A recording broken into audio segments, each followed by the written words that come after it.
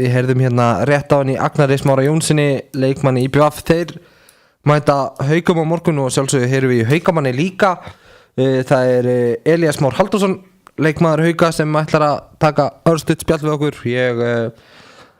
Kemur til góða að Tóti Þórarins byrjar ekki með sinn þátt hérna fyrir 4, þannig að ég næja að stela smá tíma.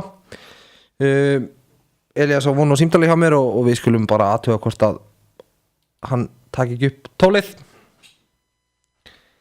Haukar eins og fram með komið í efsta sæti deildarinnar með 34 stig.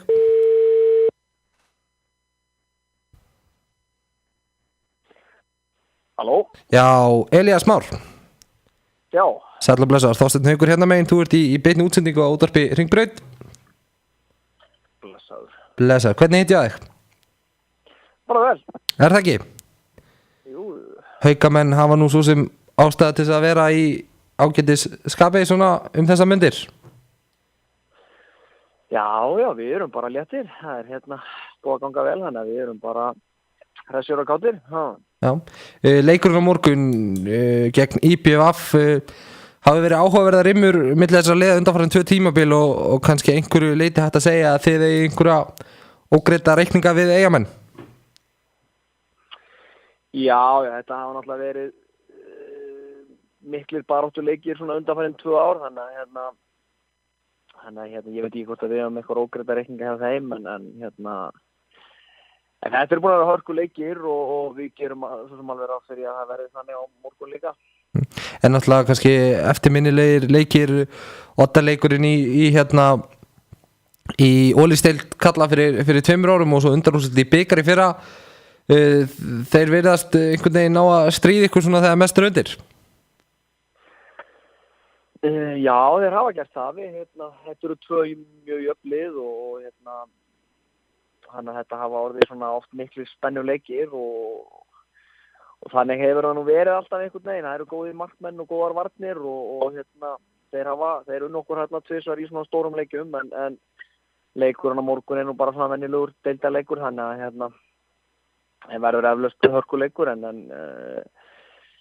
já, við gerum bara ráð fyrir því að þetta verður erfiður leikur. Maðurinn sem stýrði Eyjaleiðinu í þessum 2 leikjum sem þeir unnu ykkur í, hann komin í Hauka.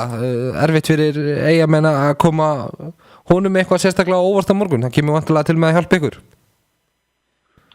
Já, það gerir það náttúrulega alveg pottet eitthvað en Gunni þekkir það vel. Ég held að Vestmannaeyingarnir þekki okkur nú líka ágætlega. Við erum komið að spila oft við þá og þeir ættu nú að þekki okkur ágætlega en þeir eru búin að styrkja sig vel núna, fengu Agnar og það svona kemur aðeins meiri vitt í allavega sóknarleikin hjá þeim, þannig að við þurfum að eiga toppleik á morgun til þess að fá okkur út úr honum.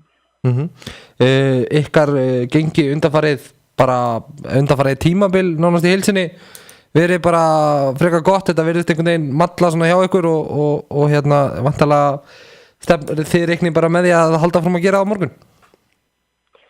Já, það klárlega planið. Við þurfum að, við megum ekki mista í okkur núna. Það stór vika framöndan, bikarúrslit næstu viku og svona og við ætlum að undirbúa okkur vel fyrir morgundaginn og fara með svona góða tilfinningu inn í næstu viku, þannig að við munum leggja allt í svolítið á morgun til þess að fá 2 stig út í því.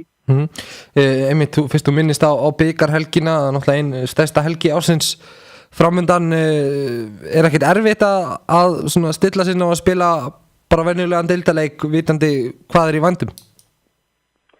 Nei, það ekki þannig. Við höfum svo sem kannski ekkert mikið talað þessa bikarhelgi en við þurfum að klára þetta verkefni á morgun almennilega, þannig að við höfum svo sem ekkert rætt framhaldi eftir það, þannig að núna það bara leikurinn á morgun sem að gildir og við erum ekkert að hugsa þetta neitt lengur en það í bili allavega. Nei, mér langar nú rétt að spyrja það samt út í bikarhelgina því að þetta náttúrulega frábær veisla sem framöndan. Það var einhvern veginn skrifað í skýin að þið myndi fá Valsmenn í undanúrslitum. Ég var einhvern veginn pottþéttur á því og það verðist hendi ykkur ágætlega að spila við Valsmenn, eða ekki? Ég veit ekki hvort að, jú, það hefur hendað okkur ágætlega hingað til. Við höfum ekki tapað fyrir í vetur og þannig að einhverjum myndi segja að myndi henda okkur ágætlega. Ég held að það hefði ekki skipt neinu máli hvaða liðið höfum fengið. Þetta hefði alltaf orðið þetta er alltaf orðið erfiður leikur, þú veist, það er allt undir og það vilja allir komast í úrslitin, þannig að hvort sem það hefði verið Valur, Grótta eða Stjarnan, það hefði ekki breytt svona í grunninn neinu fyrir okkur, sko. Nei, það er bara sama markmið, þú þarft að vinna bestu liðin til þess að komast að titlinum og kannski skiptir ekki alltaf máli í hvaða röð það er. Nei, nákvæmlega, það skiptir eiginlega engu máli, þannig að við tökum þessu bara fagnandi og það verður bara gaman að gíma við á í fjórðaskipti í vetur. Nákvæmlega. Elías, ég þakka bara kærlega fyrir spjallið og segi bara góða helgi og gangi ykkur vel á morgun. Já, sömuleiðis, takk fyrir mig. Segina, bæjó.